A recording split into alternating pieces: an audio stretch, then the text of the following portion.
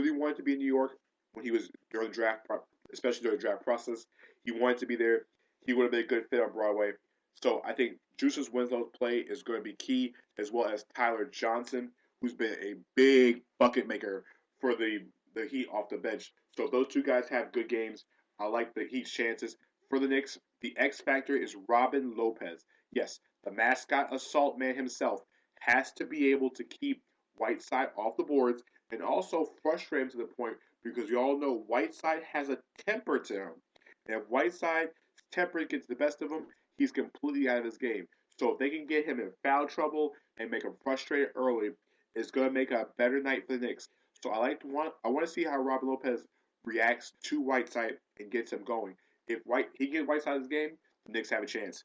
In Charlotte, the Hornets playing an early game against the Kings. Boogie Wonderland is headed to Charlotte. I was there on Saturday when the Kings just dismantled the Magic. The Kings, two more games on their 5-game road trip. They're 1-2, really 1-1 because they have Boogie on Thursday against Miami. So this game is key for Charlotte because this game Charlotte can and should win at home. It all based on the play of Kemba Walker because Walker has been hit and miss all season. They've been getting their numbers from Batum. They're getting a lot of good play from Jeremy Lamb. Al Jefferson is not playing more than 30 minutes. The guy for this game and the key guy for this game is Kemba Walker. If Walker can shoot about 40 to 45% floor and be effective 40-45%, hit a couple threes, make some plays, especially keep Rajon Rondo from another triple double, the Hornets have and should have a good chance to win tonight. For the Kings, playing good basketball, they had so many guys contribute on Saturday. Ben McLemore is the key player for Sacramento because if Rudy Gay is still out with a shoulder, McLemore is in the starting lineup. He'll play the 3. His job will be to guard Nick Batum, as well as be able to find his shot. His shot's been not falling, but he's seeming more confident, especially when I talk to him, that he's starting to understand it and starting to get it. The question is, now that he has the opportunity, he has to seize the moment. Because when Rudy Gay gets back, hopefully McLemore's play will slide him back in the starting lineup and put Darren Collison back on the bench, which is a better for the second unit for the Kings going forward. Remember, the Fighting Boogies, yes, the Fighting Boogies and the Fighting Kobe's, my two favorite teams that are fighting, have to get it done inside. If Cousins gets to the free throw line and makes damage, it's going to work. So McLemore's my key for Sacramento. Of course, Kemba Walker's my key for Charlotte. I'm taking Charlotte at home tonight, not being a homer. I think the Hornets have a little bit more firepower, and Al Jefferson should be able to move in the paint against Boogie Cousins. But watch the health situation of Rudy Gay, because if that's the case, Willie Cauley-Stein might slide in the starting lineup at the 5, which will slide Boogie to the 4, which makes it a tougher night for Al Jefferson. But I still like the Hornets anyway. Cleveland taking on the Atlanta Magic, we just talked about a couple seconds ago. Cleveland at home, 10-3. LeBron James is 5 dimes away, yes, 5 assists away from making himself right past Oscar Robertson up into the elite all-time greatest players of all time. I mean, he's another record for LeBron. You know, in this game tonight, you have to really think about, what Cleveland has to do. They have to make a statement. And really, statements have to be made by winning games like this. You don't want a young team Orlando to get confidence. So, LeBron James, Kevin Love, they're going to bring it early. Tristan Thompson is the X factor. With Mozgov being out for weeks, Tristan Thompson is going to get a lot more minutes, especially starting minutes at the 5. He's going to have to frustrate Nikolai Vucevic, who hasn't been playing much because Nick hasn't really grasped the comps with Scott Skiles' defense. If that's the case, the Cleveland should get out and run, keep him off the floor. I'm talking about Vucevic, and Tristan Thompson should have a double in the first half because Thompson's a monster on the glass, and it's all about effort. And Tristan Thompson is one of the biggest energy effort guys you're going to find in the league. The stat on LeBron James is that with 5 more assists, he's going to join Oscar Robertson in the league history as the only 2 players in league history to be the top 25 in points and assists. Just think about that. Only 2 players in the history of the game. Now, LeBron's only 31 years old. He still has time to pretty much obliterate every single record possible. That's crazy. So I like Cleveland tonight. It's going to be an easy win for Cleveland. I don't see much fight in Orlando. They're just not that good right now. The rotations aren't good, and Scott Skiles is digging for something because Victor Oladipo isn't digging for the basket. He's not getting to the free throw line. And Victor, if you're hearing this, what you need to do is get to the basket, get to the line, show your athleticism, and be able to take a hit in the air because your team needs it. They need you. In Milwaukee, the Detroit Pistons, fresh off their win over the Cleveland Cavaliers against the Milwaukee Bucks. I count the Pistons for dead last week, and of course, as usual, they made me feel crazy by taking care of the Cleveland Cavaliers on Tuesday night. You know, the Pistons are a team that have been up and down. I don't see consistency, and the Bucks are starting to get their players back. They're starting to get healthy John Henson. They're starting to get healthy Michael Carter Williams, healthy Jabari Parker. I like the Bucks tonight. I think the X factor for both teams, the Pistons, is to play on Kendra, Octavius Pope. KCP has to hit shots. He has to get it done. He has to maybe hit about maybe 3 or 4 3 pointers to keep Chris Middleton and those guys honest.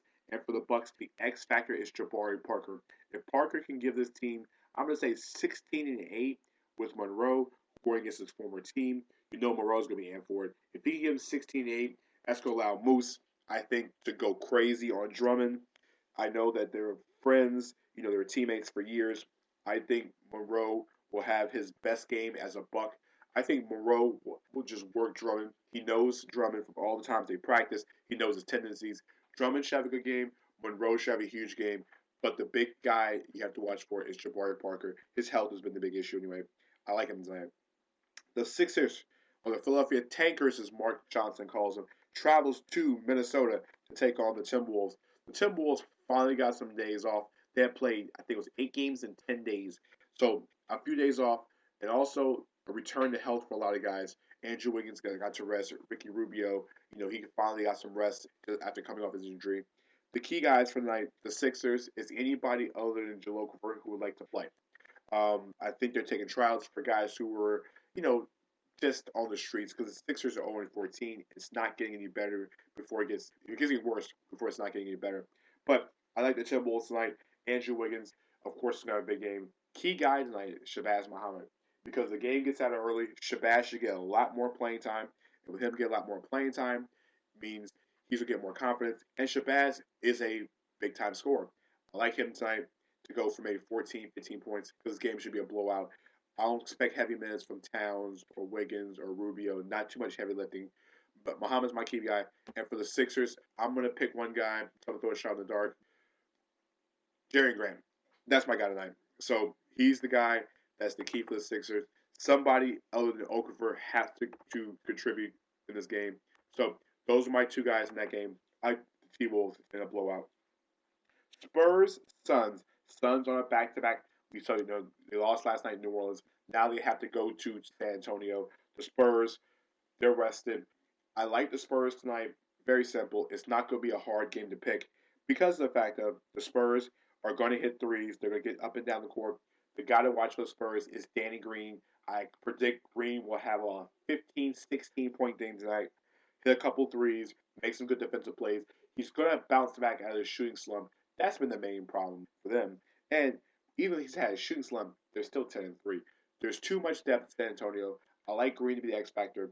And for Phoenix, they're starting to figure it out a little bit. Now, last night, they lost to the Pelicans, but they're starting to know that Eric Bledsoe and Brandon Knight is actually a very good backcourt.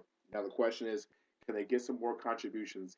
Can Markieff Morris play a good game like he did last night? Can they get more from TJ Warren? Can they get more from Devin Booker? Can they get more from Alex Len? Definitely Alex Len. Did nothing last night. They got to find some other guys other than, backcourt of Bledsoe and Knight for this team to be successful. So, if that were to be the case, the guy to watch tonight for Phoenix, I like the guy to watch, PJ Tucker. If Tucker can do something on Kawhi Leonard, because he's the best defense player for Phoenix, if he can shut down Kawhi Leonard and keep him down to maybe 10, 12 points, and then drop 10, 12 points himself, that is a 20-point swing that could go in the favor of the Suns and could lead the Suns to a victory because PJ Tucker is a good about maybe 5, 6 points, but if he gives you 12 to 13 and he keeps Kawhi down to about 10, 12, you made all your points right there. Last game of the night, Thunder on a back-to-back taking on the Jazz. Thunder, we all said earlier, you heard earlier, got everybody involved. Kevin Durant probably won't be in the limelight.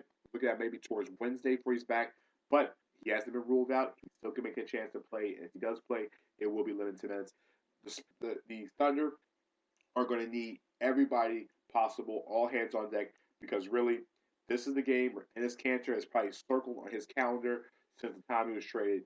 He's going against his former team.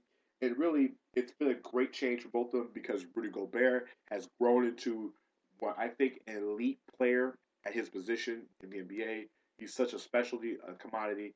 He's a different type of player, a complete game changer on the defensive side of the ball or just on the court in general. And then you have Derek Favors, who's been doing his thing. The only thing in this deal was that Cantor had no place to go, and Cantor wants to perform a team that he still could play, and he should never got rid of him in the first place.